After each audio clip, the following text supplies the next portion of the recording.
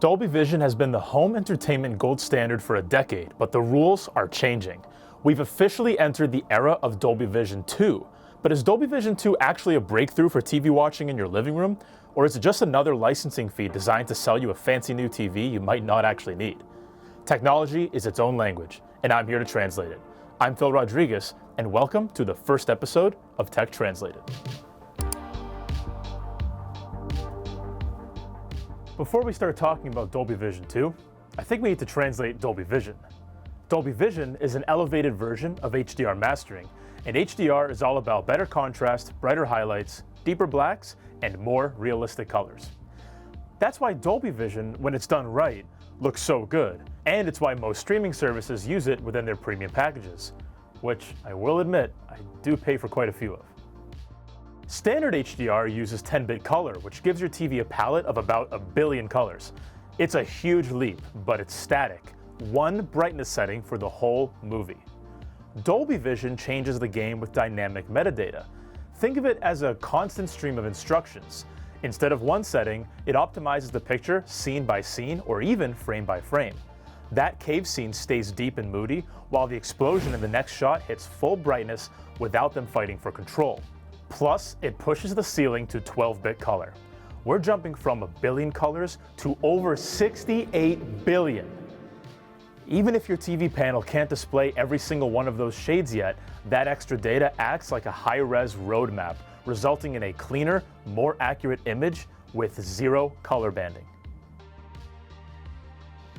Now, there's an elephant in the room. HDR 10+. I could do a dedicated episode of Tech Translated on HDR 10+, so let me know if that's something you'd want to see. But for the sake of talking Dolby Vision, HDR 10+ is actually quite similar. On paper, they're doing the same thing with dynamic metadata, but while Dolby Vision is a licensed format, meaning manufacturers pay a fee to use it, HDR 10+ is royalty-free. Samsung is the biggest brand backing HDR 10+, and while it used to be the underdog, it's gained serious ground. It's now available on content from Amazon Prime, Disney+, and even Netflix. HDR 10+ is great, but it's still limited to 10-bit color. Dolby Vision is the future-proof king with 12-bit support and higher brightness ceilings. If your TV supports both, awesome. But if you're choosing, Dolby Vision is still the safer bet. It's more precise, more widely mastered, and as we're about to see with version 2, it's getting even smarter. We've arrived at a segment you'll see in every episode of Tech Translated. I'm calling it Explain It Like I'm 5. This is a popular AI prompt for boiling down complex topics into something that, well, even a kid could understand, because, let's be honest, that's where our comprehension levels are at sometimes. Allow me to explain Dolby Vision 2 to you like you're a 5-year-old. Imagine your TV is trying to color a picture. Some parts of the picture are really bright, like the sun. Some parts are really dark, like nighttime. Dolby Vision is like a little helper inside telling the TV, hey, this part should be colored bright, and hey, don't go outside the lines on the dark parts. Dolby Vision 2 is that helper getting even smarter. Now, it's more respectful of your specific TV and says, okay, this TV isn't super bright, so don't try too hard, or wow, this TV is really good, let's make the picture look amazing. So nothing looks too dark, nothing looks too bright.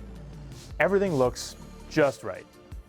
Dolby Vision 2 helps your TV make better choices so movies and shows look nicer, and you don't have to do anything at all. Obviously, there is a little more than that to Dolby Vision 2. Dolby Vision 2 isn't about reinventing HDR, but rather evolving it into something better. Things like smarter tone mapping, better brightness management, and improved consistency across displays. Dolby Vision 2 will make Dolby Vision more accurate on more TVs, not just high-end OLEDs. No matter how much your TV costs, Dolby Vision 2 is meant to preserve the creator's intent. But here's the thing, TVs are changing fast. We've got brighter mini LED panels, OLEDs pushing higher peak brightness, and other different panel types with wildly different capabilities. Dolby Vision 2 promises to be the solution to adapting the picture more intelligently than the one-size-fits-all HDR curve, factoring in things like your specific TV's actual brightness limits, color volume, and black level performance. That means fewer crushed shadows, fewer blown out highlights, and more consistent color, even on low to mid-range TVs. This is especially important as HDR content continues to be mastered more aggressively.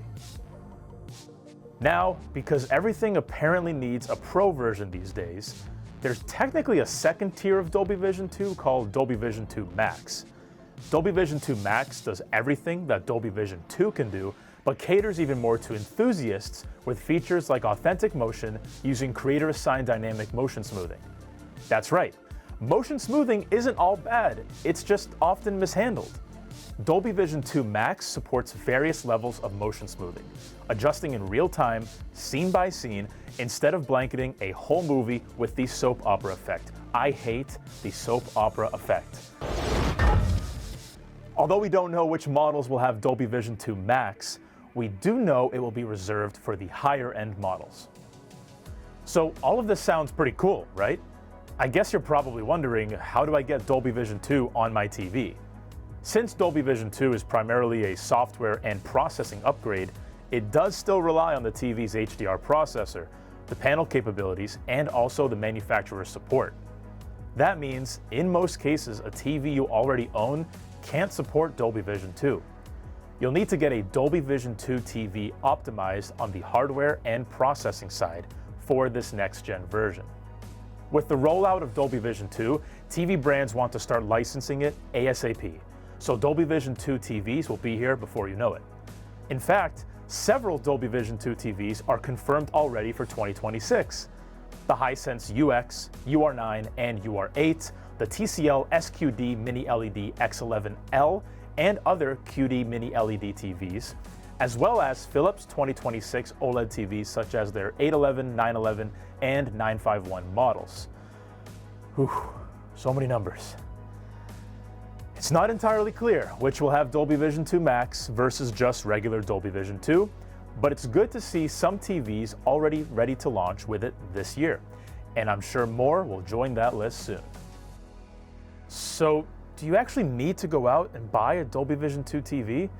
Is there actually a difference between Dolby Vision and Dolby Vision 2? Honestly, for most people, Dolby Vision 2 probably won't blow you away, at least not at first. Over time, maybe you'll notice more natural highlights, better shadow detail, and fewer weird brightness jumps between scenes. It's the kind of upgrade that you might not truly realize until you go back to watching original Dolby Vision. All right, we've just about made it to the end of translating Dolby Vision 2. At this point in Tech Translated, I'll stamp our subject as a breakthrough or bullshit.